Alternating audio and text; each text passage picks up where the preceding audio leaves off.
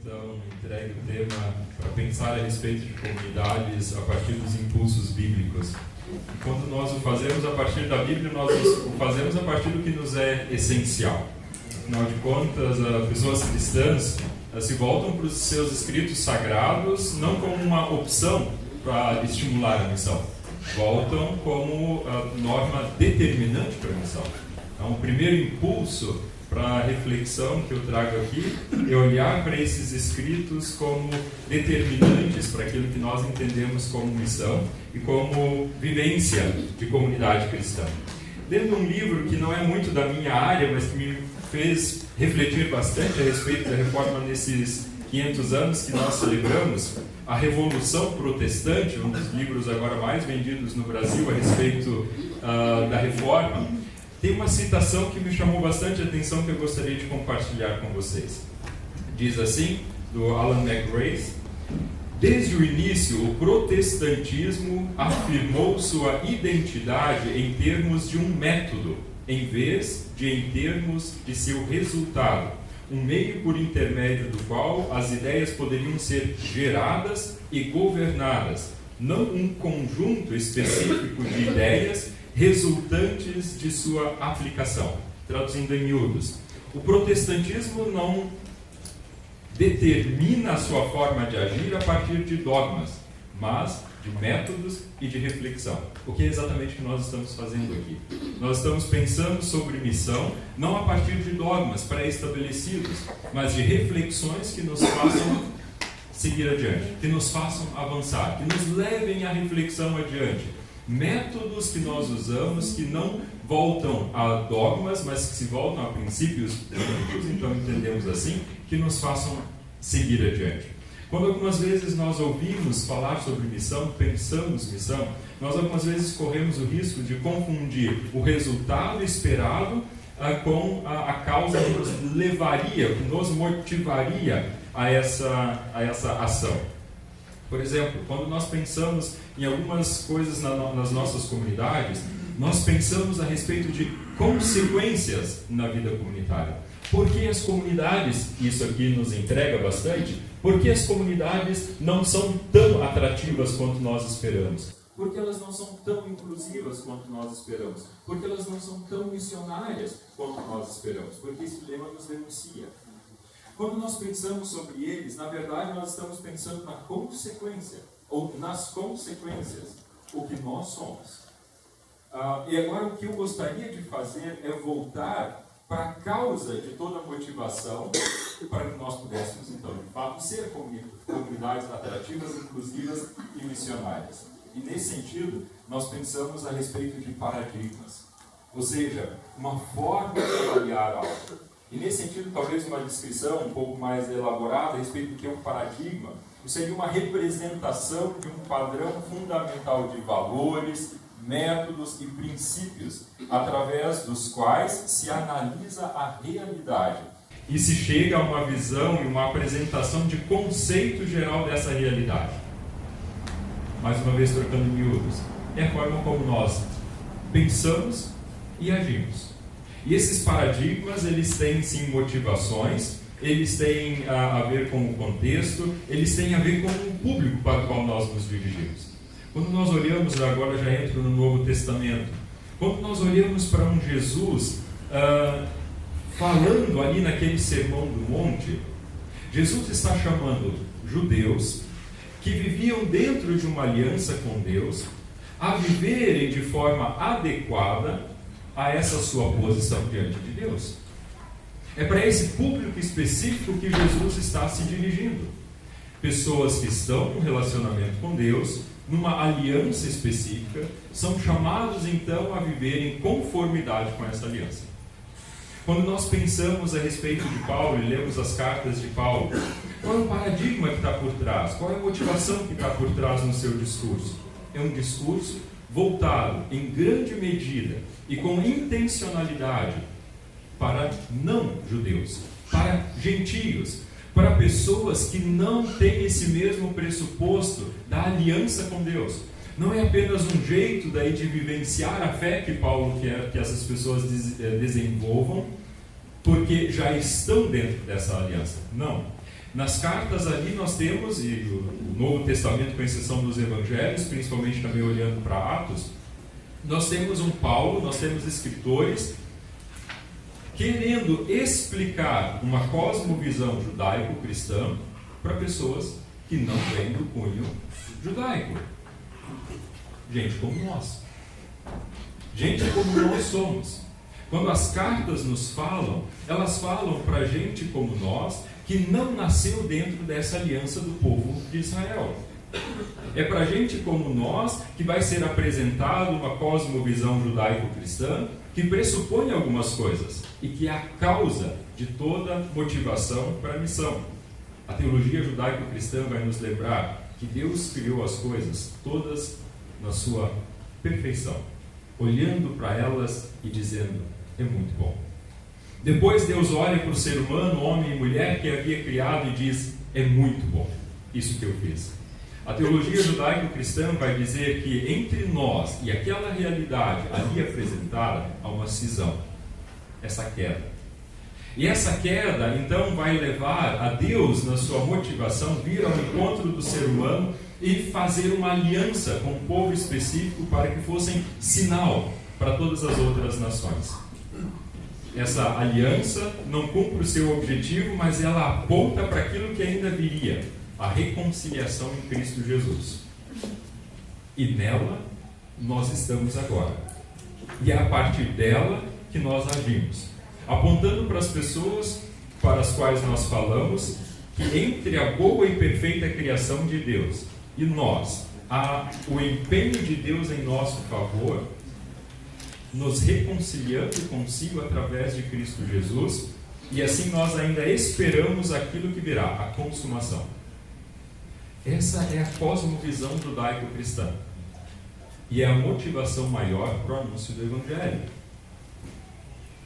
É a partir daqui que surge toda a motivação para uma comunidade. Uma comunidade cristã, pessoas cristãs que têm a consciência bíblica, judaico-cristã da sua herança teológica, vão ser comunidades missionárias. Comunidades que percebem que entre a boa criação de Deus e o nosso momento atual e aquilo que Deus está esperando ainda para consumar, que nós estamos inseridos nesse momento, essas pessoas vão se motivar a anunciar essa mensagem adiante. E eu pego um dos documentos, ou o documento mais antigo do Novo Testamento, escrito antes dos Evangelhos, a carta mais antiga, o documento mais antigo de Paulo aos Tessalonicenses. A carta de 1 Tessalonicenses 1 é o documento mais antigo que nós temos a respeito do testemunho cristão. E gostaria de lembrar daqui 3 palavras que têm me motivado à reflexão: assertividade, intencionalidade e relevância. E a partir desse texto eu gostaria de perceber algumas dessas coisas: assertividade, intencionalidade e relevância. Paulo, Silvano e Timóteo, a igreja dos Tessalonicenses, em Deus Pai e no Senhor Jesus Cristo, graça e paz a vocês. Damos sempre graças a Deus por todos vós, mencionando-vos em nossas orações, e sem cessar, recordando-nos diante do nosso Deus e Pai, da operosidade da vossa fé, da abnegação do vosso amor e da firmeza da vossa esperança em nosso Senhor Jesus Cristo. Reconhecendo, irmãos, amados de Deus, a vossa eleição, porque o nosso Evangelho não chegou até vós tão somente em palavra, mas sobretudo em poder no Espírito Santo e em plena convicção, assim como sabeis ter sido o nosso procedimento entre vós e por amor de vós. Com efeito, vós vos tornastes imitadores nossos e do Senhor, tendo recebido a palavra, posto que em meio de muita tribulação, com a alegria do Espírito Santo, de sorte que vos tornastes um modelo para todos os crentes na Macedônia e na Acaia. Porque de vós repercutiu a palavra do Senhor, não só na Macedônia e Acaia, mas também por toda parte se divulgou a vossa fé para com Deus, a tal ponto de não termos necessidade de acrescentar coisa alguma. Pois eles mesmos, no tocante a nós, proclamam que repercussão teve o nosso ingresso no vosso meio. e como, deixando os ídolos, vos convertestes a Deus para servirdes o Deus vivo e verdadeiro, e para aguardardes dos céus o seu Filho, a quem ele ressuscitou dentre os mortos, Jesus, que nos livra da ira vindoura. Aqui tem assertividade, aqui tem intencionalidade e aqui tem relevância. Nesse texto curto de apresentação do apóstolo a pessoas que algumas ele conheceu, outras não, ele tem clareza a respeito do que ele quer dizer para essas pessoas, ele tem clareza a respeito do que ele quer motivar essas pessoas a fazerem, ele tem clareza a respeito do que ele quer trazer à memória dessas pessoas. Essa assertividade é uma afirmação a partir do Evangelho. O Evangelho, a boa notícia que foi anunciada a vocês, é que em Jesus Cristo, Deus estava chamando exatamente vocês para um relacionamento com Ele. E nesse momento vocês estão. E vocês se apropriaram de tal forma dessa mensagem que vocês não aguardam apenas para vocês. Toda a região ao redor de vocês reconhece essa mensagem que vocês anunciam adiante. Missão. Anúncio adiante do Evangelho.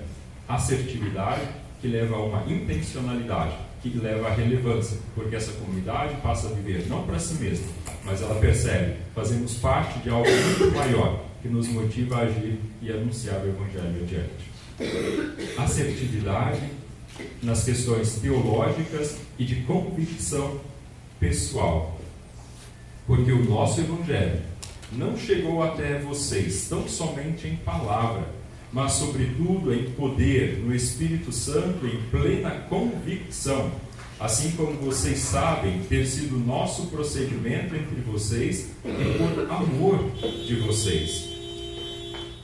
Isso é a assertividade de Paulo nas suas convicções teológicas e pessoais no anúncio do Evangelho. Com intencionalidade, o que queremos com o que fazemos e falamos? O que nós queremos alcançar com aquilo que fazemos, com aquilo que falamos? O que nós queremos alcançar com esse fórum aqui? O que nós queremos despertar? Para onde nós queremos apontar? Quais são os rumos que nós queremos tomar a partir daqui? Isso sim nos leva à relevância como comunidade e como igreja. Ou continuamos nessa relevância como comunidade e como igreja. Nesse sentido, a nossa pregação, culto, estilo de vida e de vivência comunitária se torna relevante para além de si mesmo. Com efeito, vocês se tornaram imitadores nossos e do Senhor, tendo recebido a palavra, posto que em meio a muita tribulação, com a alegria do Espírito Santo, de sorte que vos tornastes o modelo para todos os crentes na Macedônia e na Acaia. Quando nossas comunidades começam a perceber que elas podem se tornar referencial para outras comunidades, isso gera dentro delas uma alegria profunda por aquilo que elas são. Quando as nossas comunidades são colocadas para baixo, porque nós apontamos para as consequências e não para a causa de onde surge tudo, nós diminuímos cada vez mais aquele potencial que poderia brotar de dentro dessas comunidades para algo que as impulsiona para fora. Não precisamos e não podemos dizer para as nossas comunidades: vocês não são atrativos, então sejam um pouco mais alegres nos cultos. Nós não podemos dizer: vocês precisam ser mais inclusivos. Não, é a partir do Evangelho que vai brotar o que de fato vai fazer com que as comunidades sejam realmente abertas e atrativas, a partir do Evangelho acolhedor de Deus. Porque uma comunidade de fato vai precisar reconhecer que ela mesma, antes de tudo, é fruto do agir de Deus em favor de cada pessoa que dela faz parte. Que essa comunidade nasce da missão de Deus e que tudo que ela faz precisa estar em sintonia com a realidade de Deus. Isso é eco lá de um tempo atrás, onde alguns de vocês já me ouviram falar. Por um motivo, essa comunidade vai perceber que ela é fruto do agir de Deus. Porque é justamente o Evangelho que cria comunidade cristã. É o Evangelho, é o anúncio do que Deus fez em nosso favor que cria comunidade cristã.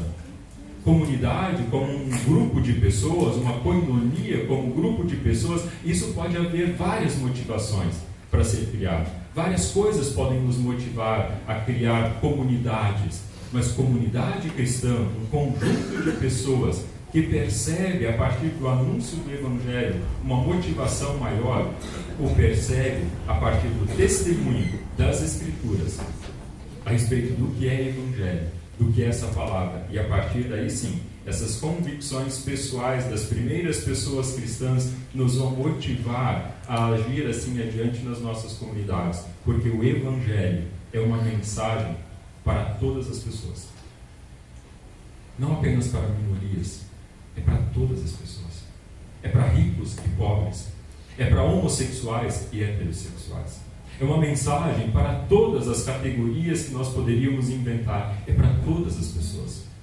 E quando nós fazemos esse anúncio de tal forma que as pessoas que estão diante de nós percebam que aquela mensagem do Evangelho diz respeito para pessoas as mais diferentes possíveis, seja alguém que para na porta da igreja com Porsche Cayenne, ou seja para alguém que vem de bicicleta ou a cavalo, o Evangelho vale para cada uma delas, porque cada uma delas individualmente é cara e preciosa para Deus, indiferente da sua orientação sexual, indiferente da sua posição social, indiferente do que elas fazem com seus órgãos sexuais. Não podemos limitar pessoas a essas categorias, porque o Evangelho vale para todas as pessoas. Isso faz com que essa mensagem se desdobre então para dentro da vivência concreta de pessoas que vão perceber-se amadas, acolhidas e aí sim transformadas pelo agir de Deus para anunciar a outras o que são então chamadas a viver. O Evangelho é uma mensagem que todas as pessoas alcançadas por ele então precisam saber articular e anunciar adiante, assim como nós lemos em 1 Tessalonicenses 1, 6 a 7. Para isso servem os textos do Novo Testamento, para instruir a respeito do agir de Deus. A frase muito conhecida, pregue o Evangelho, se necessário use palavras, e aqui eu faço uma citação, ela é útil, mas também enganosa. Se o Evangelho se referisse acima de tudo ao que temos que fazer para sermos salvos, poderia ser transmitido por ações a serem imitadas, tanto quanto por palavras. Mas se o Evangelho diz respeito, acima de tudo, ao que Deus fez para nos salvar e a maneira que recebemos isso por fé, ele só pode ser anunciado com palavras, para ser vivenciado, então, em atitudes concretas. Nós precisamos capacitar as pessoas que nos ouvem a articular o Evangelho de tal forma que isso se interiorize, então, na sua vida e, a partir disso, elas consigam, então, dizer por que são como são. Creio da forma como creio. E quando nós substituímos algumas coisas no Evangelho, por exemplo, se um elemento do ministério, aqui eu cito Timothy Keller, na igreja, no livro A Igreja Centrada, se um elemento do ministério não for reconhecido como um resultado do Evangelho, poderá às vezes ser confundido com o Evangelho, e com o tempo suplantará o Evangelho na pregação e no ensino da igreja, indiferente do que seja. Se nós pegamos um elemento do Evangelho e colocamos como Evangelho, seja amor, seja diaconia, seja manifestações extraordinárias do Espírito como Evangelho, nós, ao longo do tempo, vamos suplantar, vamos substituir o real Evangelho por essas coisas que nós colocamos no lugar. E nesse sentido, nós precisamos sempre de novo nos voltar ao centro do que nos mostra o que é realmente Evangelho, e não as nossas próprias pretensões de dar, então, corpo àquilo que os nossos escritos sagrados vão testemunhar a respeito do agir de Deus em nosso favor, na reconciliação promovida em Cristo, e que desperta, de fato, as pessoas para um compromisso tanto com Deus quanto umas com as outras. O real Evangelho traz as consequências daquilo que algumas vezes nós colocamos como motivação para falar para as pessoas. Consequências vindas de uma causa maior, que é o Evangelho. E nesse sentido temos bastante a aprender. Quando eu olho para Paulo, eu vejo alguém articulando isso justamente em um contexto urbano. E aqui nós temos muito a aprender como igreja. A maioria, isso eu lembrava ontem no grupo de formação ministerial, a maioria de nós são pessoas advindas de contexto extremamente rural, ou da roça mesmo, como eu saí, ou são pessoas de pequenas cidades. Isso nos marca muito na nossa articulação, num momento onde o Brasil chega a 80 e tantos % de pessoas de cunho, de contexto urbano. Como nós, como IECLB, vamos nos tornar uma igreja urbana? Porque o Brasil de 2020 vai ter 93% de pessoas morando em contexto urbano. E a mentalidade brasileira é urbana. Me chama muita atenção que num fórum como esse nós temos pouquíssima ênfase nisso. Pouquíssima. É para esse povo, é para esse público que nós precisamos aprender a articular com assertividade, com intencionalidade, com relevância, assim como o apóstolo Paulo fez há 2000 anos atrás. Sem correr o risco de encher a nossa mensagem com a igreja, mas permanecer fiéis ao Evangelho. Sem uma eclesiolatria, uma adoração à própria igreja, e também sem a eclesiofobia, como se tudo que viesse da igreja não servisse. O centro da nossa mensagem precisa continuar sendo Jesus Cristo e o seu Evangelho, e tudo mais nos será acrescentado. Obrigado, pastor Renato, pelo impulso, né? Depois vamos ter debate sobre isso. A diaconisa Arlete, agora o impulso dela vai ser a diaconia.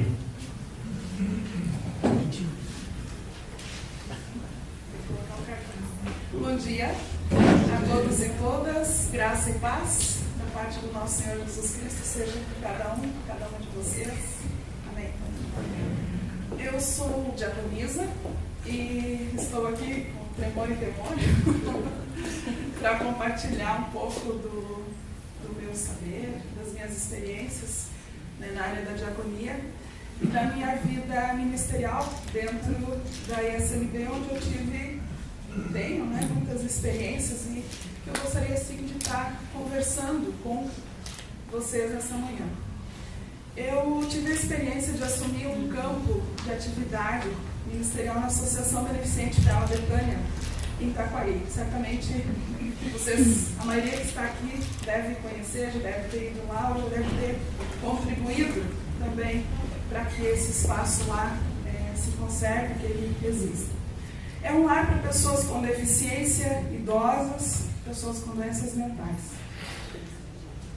No dia do culto da minha instalação, o meu assistente, pastor Armindo Schmecker, talvez conhecido também, parado no púlpito da igreja e de frente para a maioria dos moradores e moradoras daquela instituição, me disse assim: Arlete, eu poderia te dizer muitas coisas, mas vou te dizer uma só.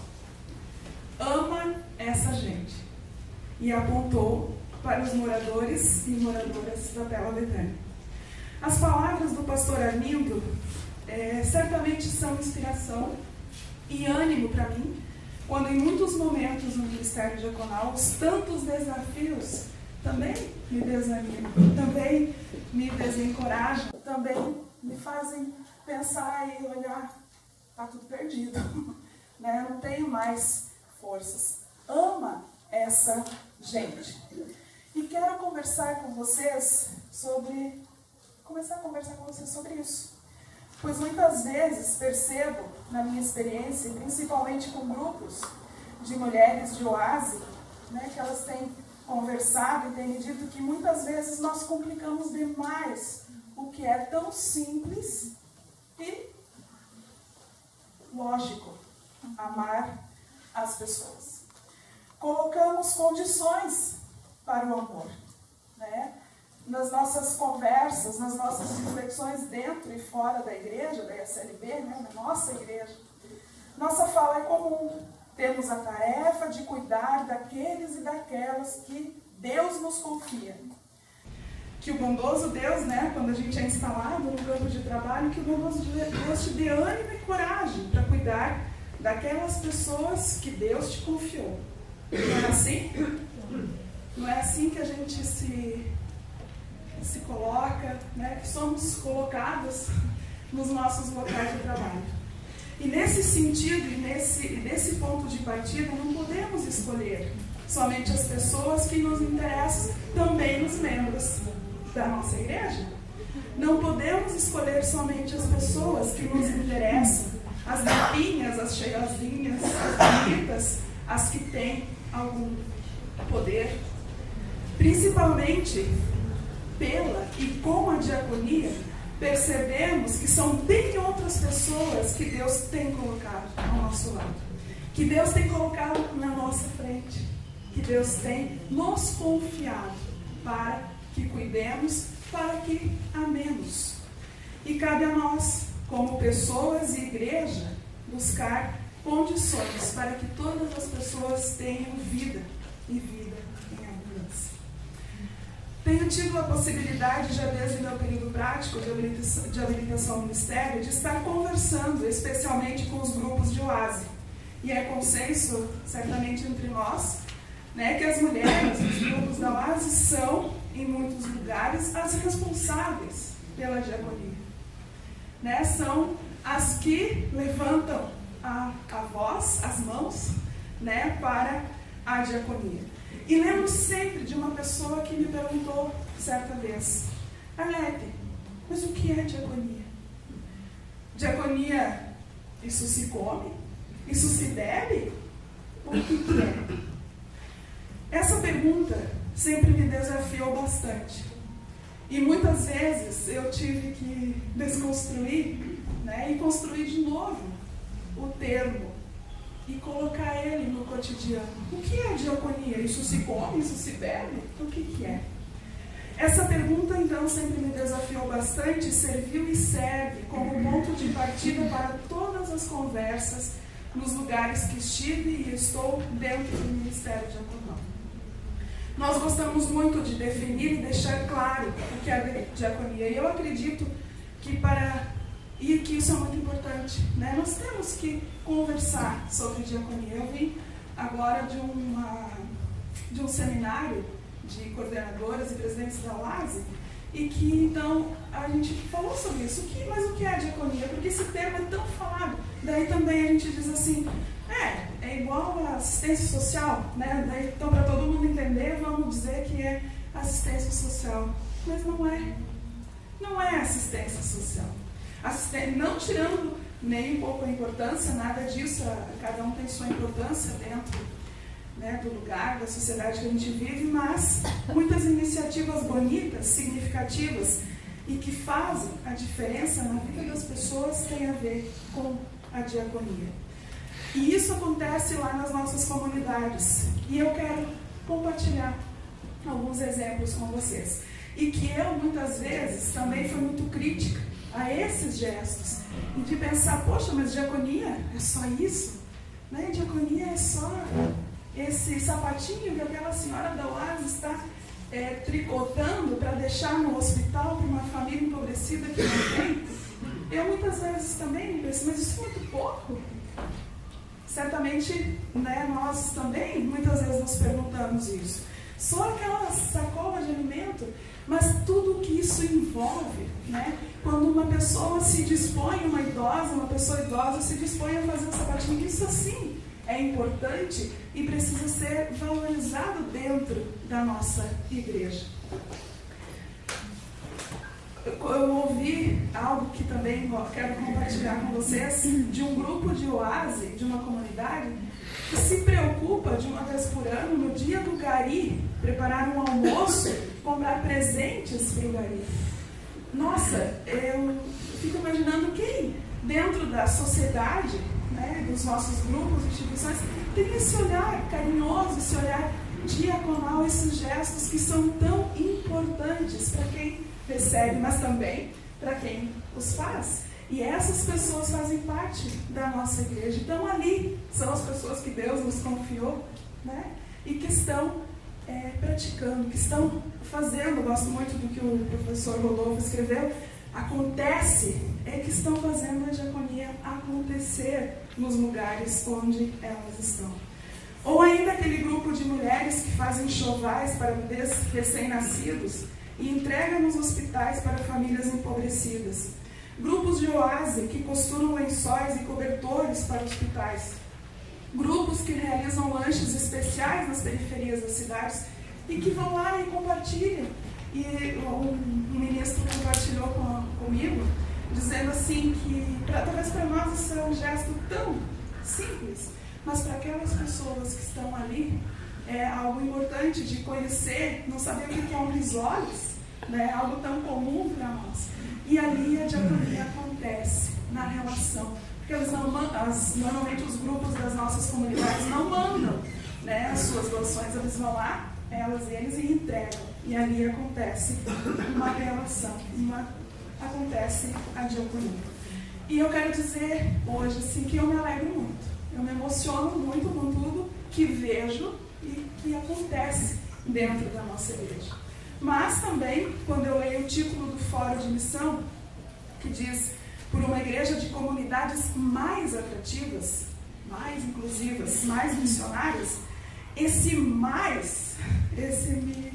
também me faz com que eu pense, repense e contextualize sempre de novo a diaconia. Esse mais atrativas, inclusivas e missionárias me deixa claro que as comunidades já são atrativas, já são inclusivas, já são missionárias.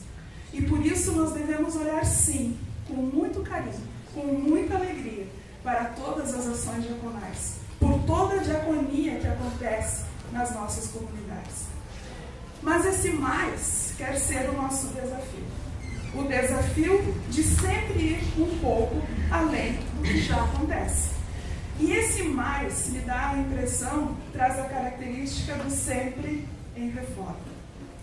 Quero voltar a dizer, né, eu quero reforçar isso hoje, porque eu tenho escutado tantas críticas ao trabalho diaconal da nossa igreja e eu quero reforçar. Temos muitas ações diaconais e diaconia acontecendo nas nossas comunidades. E faço sempre questão de repetir, pois muito facilmente nós criticamos essas ações, os gestos, as ações diaconais realizadas por pessoas que Deus nos confiou, por nossas comunidades, especialmente pelas mulheres, que são transformação e são diferença na vida de muitas pessoas. Mas o desafio agora é falar um pouco sobre os impulsos para comunidades mais atrativas, inclusivas e missionárias a partir desde a diaconia. Diaconia, como nós podemos exercitar aqui em qualquer momento, em qualquer espaço, pode trazer muitas definições. Né? Se eu perguntar agora assim, o que é diaconia? O que vocês vão responder? Nossa! Ninguém esperava a pergunta? Você tem que estar pronto. Vamos lá, o que é diaconia? Através do pó. Através do pó. Fé em ação. Fé em ação. Servir. Doação. Servir.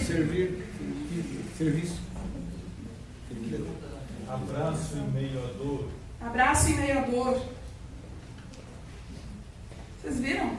Que às vezes até é difícil pensar sobre o que é a diaconia, né? O que ela faz, né? Daí eu volto à pergunta daquela mulher: se come, se bebe, o que se faz com isso? Para mim, eu gosto da definição que diz assim: diaconia é o serviço de amor ao próximo, à próxima, motivado pela fé em Jesus Cristo com a finalidade de transformar a realidade de dor, sofrimento e exclusão. Com a possibilidade de que amanhã talvez eu esteja ampliando, né, ou mudando também essa frase. Serviço de amor ao próximo, né, motivado pela fé em Jesus Cristo com a finalidade de transformar a realidade de dor, sofrimento e exclusão. E nesse sentido a diaconia contribui para que a igreja seja mais pé no chão, mais humilde e mais servidora e que se relacione com as pessoas. Eu penso que um pouco além das nossas comunidades, no que se refere à diaconia, tem a ver com a questão de como nós dialogamos com as pessoas que fazem parte da nossa comunidade, aquelas que nos foram confiadas, e principalmente sobre como elas enxergam as pessoas que em algum determinado momento precisam de ajuda. Eu acho que essa conversa é importante nas nossas comunidades com aquelas pessoas que estão no cotidiano da nossa da vida da comunidade. Como nós podemos desconstruir toda essa visão preconceituosa, todo esse ódio que membros das nossas comunidades sentem pelo pobre, pelo preto, pelo indígena, pelo morador de rua, pela mulher sozinha, reticências. Pois a partir daí, a relação com a pessoa é outra. E para a diaconia isso é bastante importante. Desconstruir eu acho que eu não estou falando besteira, no sentido de que nós temos muitos membros da nossa comunidade, são as pessoas que Deus nos confiou, não tem como agora nós substituir. Mas essas pessoas, como a gente contribui para que isso se desconstrua? Eu sou também fruto, certamente vocês, de muitas coisas que foram construídas em mim. Me lembro da minha avó que dizia que nem pensava eu e minhas primas casarmos com um negro. Né? Isso eu sempre dizia, minha avó devia estar presa né? Pelas leis do nosso país por ser tão racista. Mas assim, eu cresci dentro disso. Mas como assim também poder desconstruir tudo isso que está dentro de nós? E nesse sentido, eu acho que a diaconia pode nos ajudar para melhorar, para que aconteça essa relação com o outro. A diaconia, para mim, não é somente um departamento da comunidade. Não é aquilo, não, agora vamos falar sobre diaconia e vamos criar um departamento. Isso é muito importante, sim. Mas a diaconia, para mim, não é somente um departamento da comunidade. Diaconia é o jeito de ser de cada cristão e de cada cristã. Todas as atitudes, todas as ações, todo o ser devem estar ligados a Jesus Cristo. A diaconia é de Jesus. Seres humanos, nós somos os instrumentos para cuidar, para amar essa gente, como eu disse no início, para incluir, para tantas coisas. E como, desde a diaconia, podemos colaborar para comunidades mais atrativas, inclusivas e missionárias. Vou compartilhar com vocês algumas ideias. Desde a diaconia, que se relaciona, que se comunica com os outros setores dentro da própria comunidade. Eu acredito que a partir disso, sim, vamos ter comunidades mais atrativas, mais missionárias, mais inclusivas. Quando os setores de dentro da própria comunidade conseguirem dialogar, conversar e planejar suas ações em conjunto, também na área da diaconia. Desde a diaconia, que é ecumênica, ela se relaciona e busca força com outras denominações religiosas para cuidar da vida. Reconhecer também a diaconia que acontece em outras denominações e buscar parceria com elas. E aqui eu quero compartilhar uma experiência que eu tive na Igreja Batista, e a Joni está aqui também, né, a gente também trabalhou juntas no Tela Betânia, de como muitas vezes na Tela Betânia nós recebíamos doações de coisas que nós tínhamos que colocar no lixo. Né?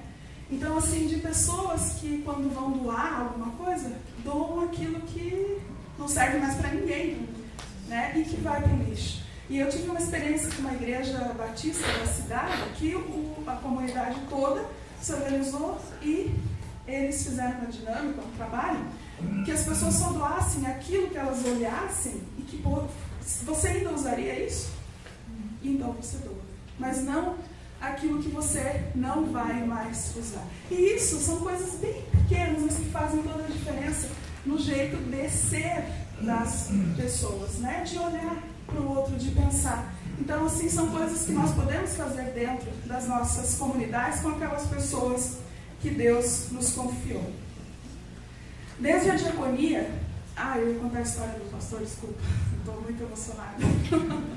Mas que eles fizeram uma dinâmica bem isso, né? E também de comprar coisas novas. E de compartilhar, fazer a dinâmica de compartilhar alguma coisa que é tua. Isso é partilha, né? Não só. Mas isso eu também acredito que é uma construção, né? Que é a ideia também da assistência social, da esmola, né? De dar aquilo que está sobrando. Mas a gente fazer outros exercícios dentro das nossas comunidades. A minha filha veio para casa um dia e disse: mãe, a prof deu uma tarefa que eu tenho que escolher uma roupa que eu gosto, que eu uso para dar para alguém.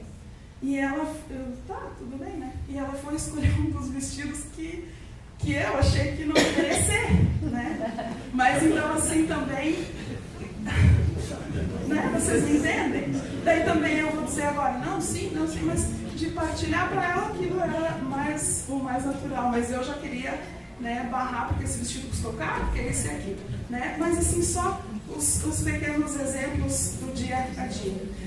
Desde a diaconia, que planeja suas ações, avalia e reavalia, mas também que não fica presa naquele planejamento, porque a vida ela é dinâmica, né? Tem coisas que acontecem e que a gente também tem que agir nos momentos que ela acontece. Desde a diaconia, que é transformadora.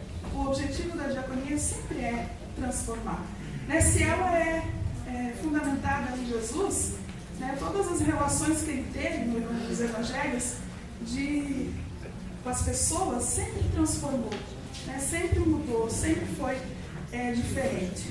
E nesse sentido eu também me transformo e saio fortalecido. Como desde a diaconia podemos colaborar para comunidades mais atrativas, inclusivas e missionárias? Desde a diaconia, que trabalha em parceria, por exemplo, com assistência social. Um exemplo que eu quero compartilhar nesse sentido é o exemplo da comunidade católica de Itaquari, que tem né, em muitas comunidades nossas também tem, mas que tem até hoje um banco de alimentos para as pessoas e acompanha famílias empobrecidas. Então, eles entregavam esses alimentos, era, né, uma rotina todos os meses, e daqui a pouco algumas pessoas se questionaram, mas escuta, eles estão pegando aqui, estão pegando lá na assistência também, né? E às vezes a gente é muito rápido no julgar as pessoas, né? Mas tinha que ser, né? E as pessoas não lidam de uma maneira responsável com isso, mas nós estamos aí para trabalhar em parceria, para ajudar essas pessoas, para administrar bem essa questão do alimento. Então, desde a diaconia, a gente pensar o nosso trabalho, estou terminando, e a nossa diaconia, então, em parceria. Desde a diaconia, que colabora para que as redes de apoio funcionem, né? Às vezes nas comunidades a gente diz, mas nós não temos condições de fazer tudo, mas nós não precisamos fazer tudo, né? O Bom Samaritano, texto para mim é um exemplo de trabalho em rede, porque a gente tem que fazer as redes dos nossos municípios, dos lugares onde a gente está inserido, funcionar. Nós podemos contribuir nesse sentido, né? Sempre um exemplo que eu uso, a questão, às vezes a gente vê uma família com deficiência, com toda aquela dificuldade financeira, sabendo que a pessoa tem direito a um benefício, né? Mas às vezes assim, de buscar acessar essas redes, né? O Pela Betânia fez isso, né? Quando também providenciou, né? Encaminhou um benefício para cada pessoa que vivia lá. Desde a diaconia, então, que contribui, e com isso eu finalizo, pastor Inácio, que contribui, e eu acho que esse é um momento bem importante que nós temos agora, nesse fórum de missão, que contribui por toda a situação que a gente está vivendo no nosso país, por tudo que a gente está ouvindo, também no nosso grupo de ministros e ministras, né, com a igreja toda, da gente desconstruir, contribuir para a desconstrução da cultura do ódio, de poder olhar para as pessoas, né, de poder amá-las assim como elas são e não colocar vários empecilhos para isso. Desde a diaconia, que cria também vínculos, que se relaciona, que olha nos olhos. Então, assim, eu quero finalizar, eu estou bem feliz de estar aqui, de poder estar falando de diaconia, e também quero terminar com um parágrafo do livro do Diaconia, Fé e Ação, que diz assim: diaconia significa a vocação de toda a igreja para servir. Na tradição luterana é comum falar do sacerdócio geral de todas crentes. Significa que o batismo credencia todos os cristãos, todas as cristãs a serem mediadoras entre o Criador e a criação. Todas temos acesso a Deus como querido pai e querida mãe. Todos e todas somos colaboradores e colaboradoras dele neste mundo para realizar o seu projeto de salvação e libertação, de justiça e paz. E quero terminar dizendo: amem essa gente. Obrigada. Bom dia a todos e todas vocês. De fato, acho que vou também passar, mas não estou preocupado com isso. Eu queria, na verdade, o que eu vou trazer para vocês é mais um depoimento, uma experiência da minha caminhada como pastor de comunidade e pastor evangelista que fui na ISLB. Primeiro, quero citar alguns nomes de pessoas que foram chaves na minha vida. Pastor Fischer, Três Forquilhas, tempo do ensino confirmatório. Sérgio Schaeffer, Ricardo Dalla Barba e Douglas Wemuth, na época da Juventude Evangélica em Três Coroas. John Amott, Carlos Lichtler, em Novo Hamburgo, quando também lá participei da juventude e especialmente no trabalho de liderança que aí havia. Depois, retornando a Três Coroas, pastor Jacó Guilherme Armange e pastor Alcides Yox. Final de 74, me inscrevi no vestibular para o curso teológico complementar e fui aceito. Curso esse que durou, na sua formação, um período de 10 anos. Então, 10 anos a gente não teve férias, porque nas férias a gente vinha para o Morro do Espelho. No final de março de 1975, assumi como pastor auxiliar em Jaraguá do Sul, trabalho conjunto com o pastor Egberto Schwantz.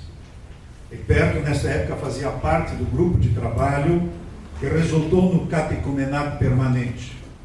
Para mim, o melhor programa planejado para a missão e edificação de comunidades na ISLB.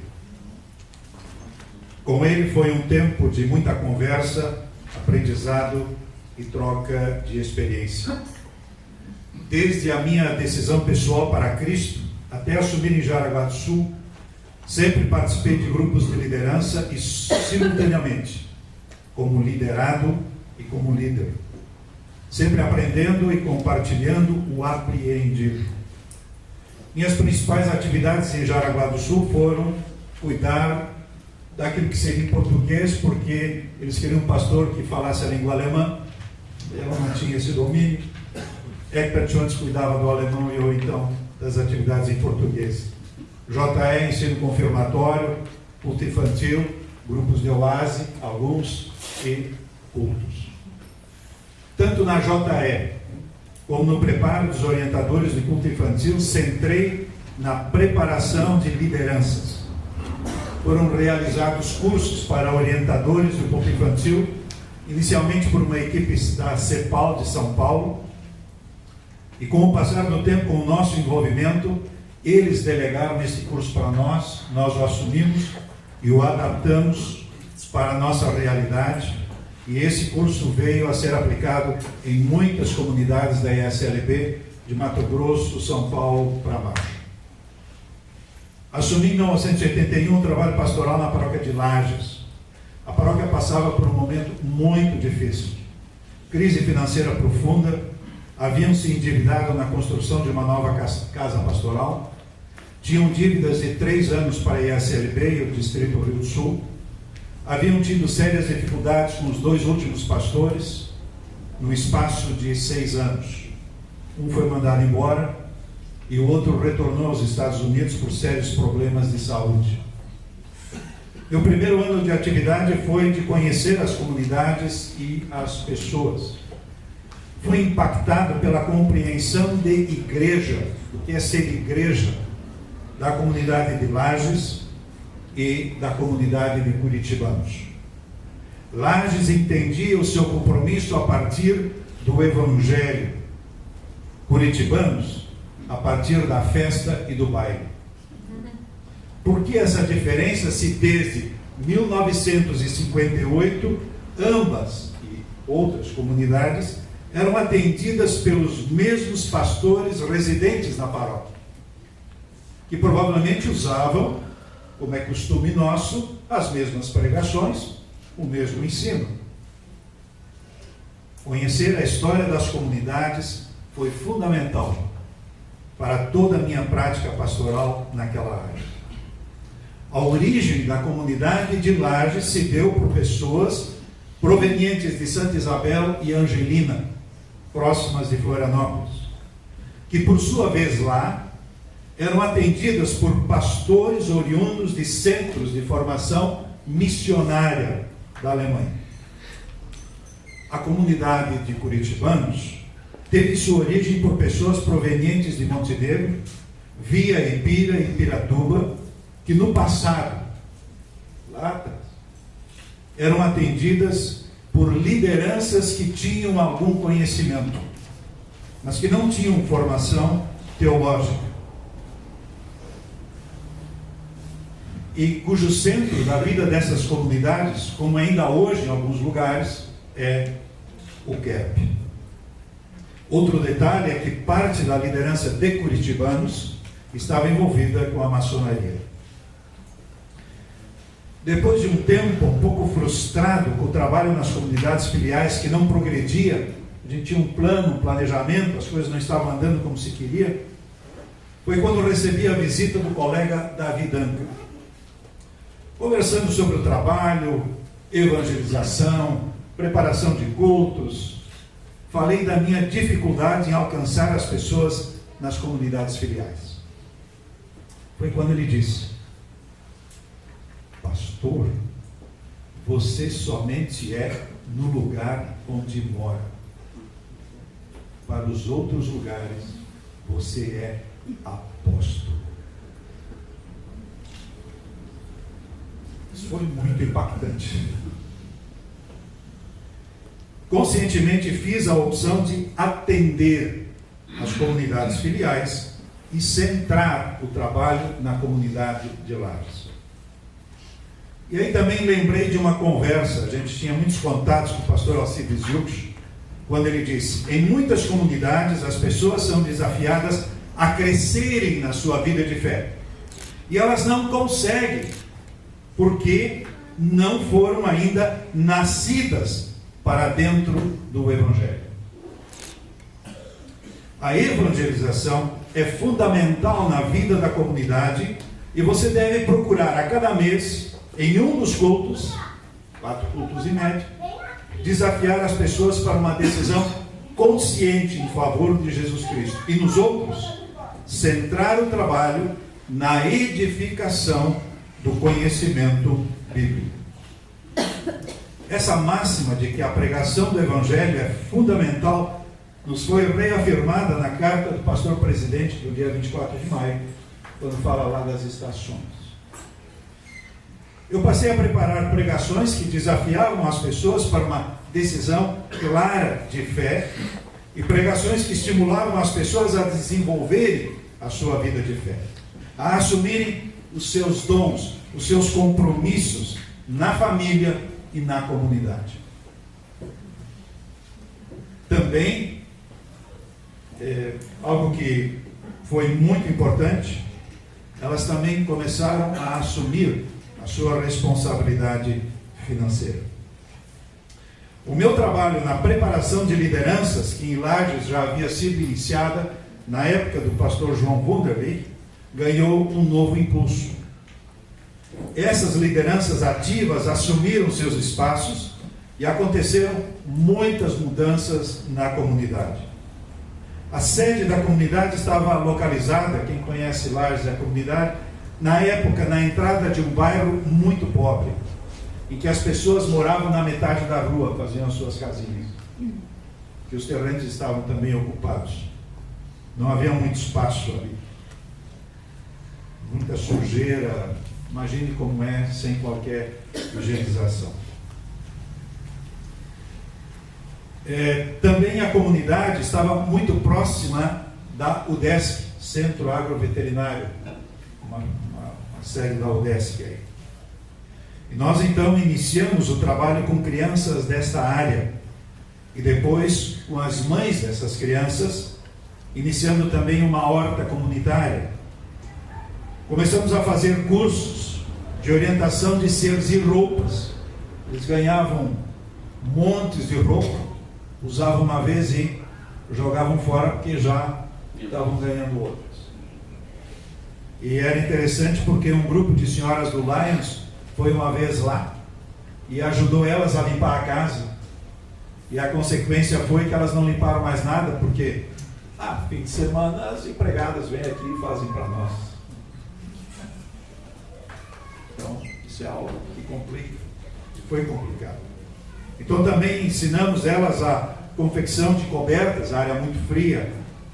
Na melhora da alimentação, tínhamos uma cozinha à disposição, ensinávamos elas a cozinhar.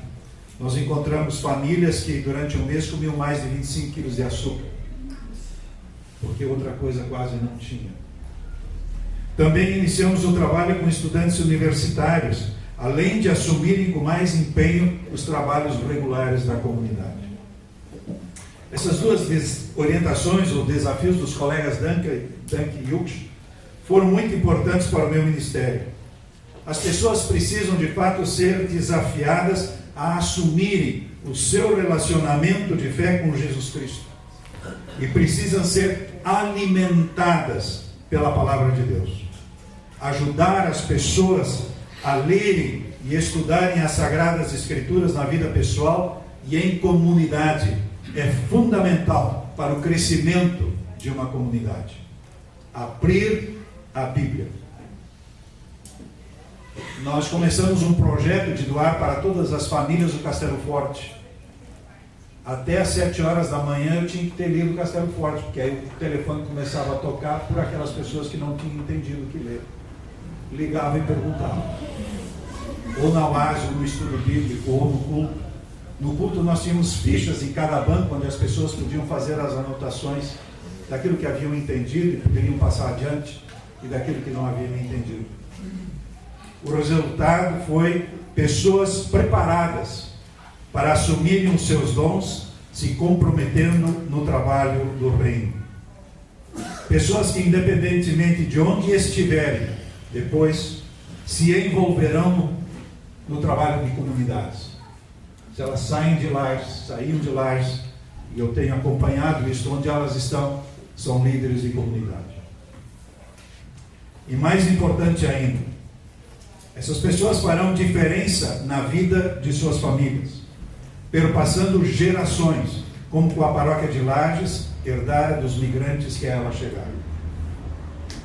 Na Constituição de nossa igreja e nos estatutos das comunidades está determinado a razão de sua existência, sua função e seus objetivos. Precisamos sempre de novo reafirmar esses pontos, ter como mandamento na nossa mesa. A tarefa das pessoas chamadas a exercerem liderança na ISLB está bem clara nesses dois artigos, artigo 3º e artigo 6º. Pois nenhuma estrutura subsiste sem pessoas ativas. Nossa tarefa como líderes é ajudar as pessoas a terem o conhecimento bíblico e a desenvolverem a sua espiritualidade. E esse desenvolvimento não se dá de forma linear ou coletiva, sempre. Há que haver dedicação exclusiva, individual. Muitas vezes, em algumas situações, conforme as pessoas com quem a gente se encontrava, durante quase meio ano, uma vez por semana, 5 horas da manhã a gente se encontrava para estudar a Bíblia, porque eles não tinham outro horário. E a gente ia até 6h30, eles tomavam café e iam para o serviço, e eu ia para casa. Dedicação exclusiva. O trabalho normal da comunidade precisa acontecer, mas o trabalho de preparação de liderança é o fundamento de todo o trabalho na igreja, que começa na evangelização. E nosso exemplo é Jesus Cristo. Esta orientação, o princípio, está garantido de forma bem clara na missão e na visão da ISLB. Não existem lideranças comprometidas na comunidade que não tenham sido confrontadas com o Evangelho e tenham tomado uma decisão consciente em favor de Jesus Cristo e de seu trabalho. Para haver o crescimento de uma comunidade O trabalho convencional de cultos, estudos bíblicos, oásis, JE, ensino confirmatório, grupo de casais, etc., precisa ser acompanhado da visão de evangelização, da instrução bíblica e da preparação de lideranças. Onde isto for realidade, a comunhão, a diaconia e a liturgia serão consequência natural. Se tentamos começar por outro ponto, será muito complicado. Portanto, a pregação do Evangelho traz como primeira ação a evangelização. A pessoa precisa ser desafiada a uma tomada de decisão. Precisa conscientemente assumir o compromisso com Cristo. Precisa confirmar o seu aceite pelo que Cristo fez por ela. Este compromisso sempre fez parte da igreja, desde os seus primórdios. Houve um tempo que a nossa ISLB também havia compreendido esta tarefa como importante. Teve seu início, e aí não posso determinar quando, porque não foi bem no meu tempo em que eu estava ativo na igreja. O tempo foi o trabalho de evangelização, com os pastores Milton Paulo Bayer e Alcides Yuch. Eles viajavam pelas comunidades fazendo evangelizações. Mais tarde, foram convidados outros pastores a participarem desse trabalho como evangelistas de tempo parcial. Tinham um mês por ano em que eles saíam, e a igreja então pagava para as comunidades a subsistência de um mês, e os de tempo integral. Esse trabalho se encerrou com a criação dos sínodos na ISLB. No final de 1997, a partir de 1º de janeiro de 98, passamos a ter os sínodos na ISLB. Quero só lembrar aqui que dele faziam parte, deste grupo de evangelistas, 4 pastores que atuavam como evangelistas de tempo integral: Jacó Guilherme Armange, Orlando Caio, eu e Sérgio Schaeffer. E 8 pastores que atuavam como evangelistas de tempo parcial: Arno Paganelli, Douglas Vemo, Edson Saez Ferreira, Elmar Reinhard Rilke, Mozart João de Noronha Melo, Nelson Weingarter, Renato Luiz Becker e Roberto Augusto Hollenbach. Por um tempo era dito: isso é coisa do encontrão. Não, era coisa da ISLB. E pelos nomes, vocês sabem que tem um grupo aqui que não é encontrão. Eram representantes por regiões, eram chamadas pessoas das regiões. E eu posso dizer que era um trabalho magnífico, porque este grupo se encontrava uma vez por ano e fazia os planejamentos de ação para dentro da ISLB.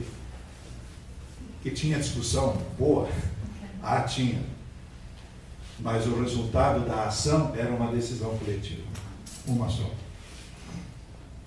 O meu maior estranhamento, quando falamos de missão e recebemos um material preparatório, como recebemos dentro da pasta, que nada está registrado a respeito desse trabalho que foi muito impactante na história da ISLB.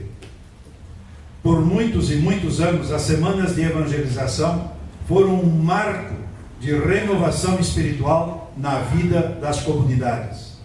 Os evangelistas circulavam por toda a ISLB, e este movimento gerava um sinal de pertença e de unidade como igreja. Concluo afirmando que a evangelização não é prioridade na ISLB.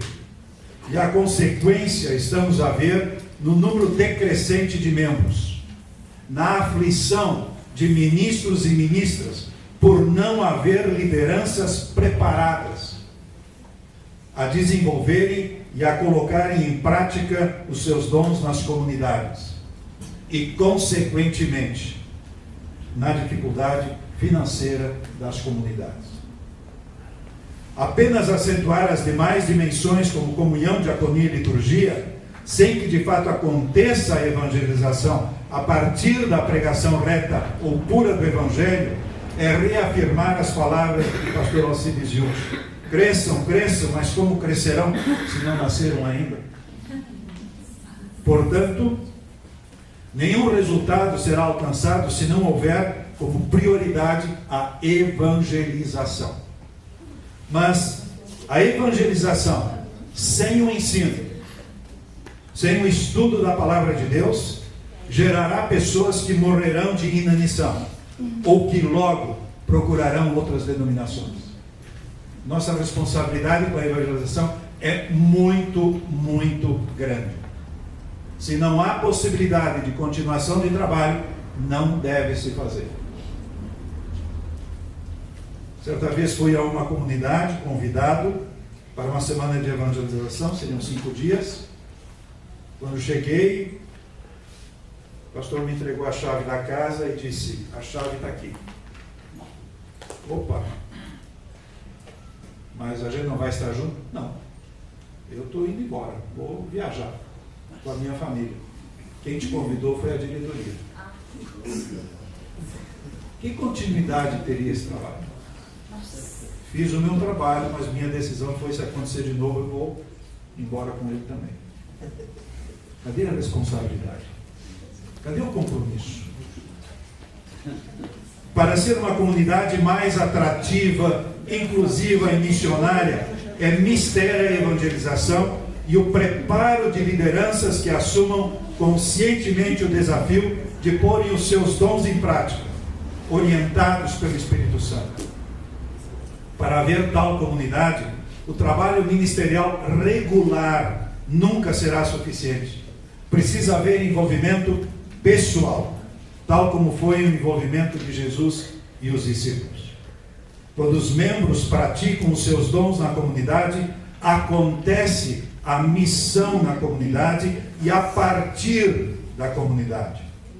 Somente então os objetivos da missão se concretizam. Somente então podemos dizer que somos uma igreja que fomenta e faz acontecer o sacerdócio geral de todos os crentes. Para que os ministros e ministras possam atuar responsavelmente, concretizando a missão, onde a evangelização seja de fato o primeiro passo, os centros de formação e a direção da ISLB terão que tornar este objetivo prioridade. Não há como fazer, não com documentos. Nós já temos um documento que chega, está tudo claro. Mas com material, preparação adequada e acompanhamento. A grande desgraça nossa, eu estou aposentado, eu sou emérito. Foram sínodos na ISLB. O tempo dos distritos era um tempo rico, em que a gente fazia evangelização nas paróquias, todos os pastores do distrito iam para uma paróquia, a semana inteira. Os pastores decidiam juntos trabalhos que atingiam toda uma área, toda uma região. Hoje nós vamos por uma conferência, como no nosso caso, Sínodo do Vale do Itajaí, nós temos 70 pessoas sentadas ali, nem se conhecem. O que dirá pensar a igreja?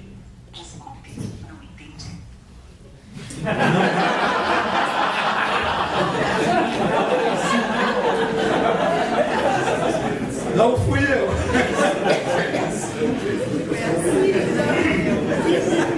Por último, não há como fazer missão sem pessoas comprometidas com o Evangelho e envolvidas como liderados e líderes.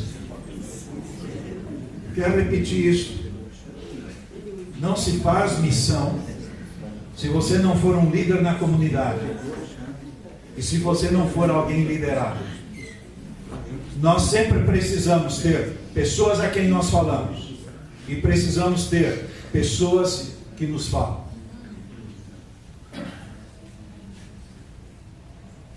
Nós precisamos sim de mestres e de discípulos. Onde a evangelização acontece, também acontece a comunhão, o partir do pão, a diaconia e a celebração ou liturgia, tal como nos registra Atos 2, 42 e 47.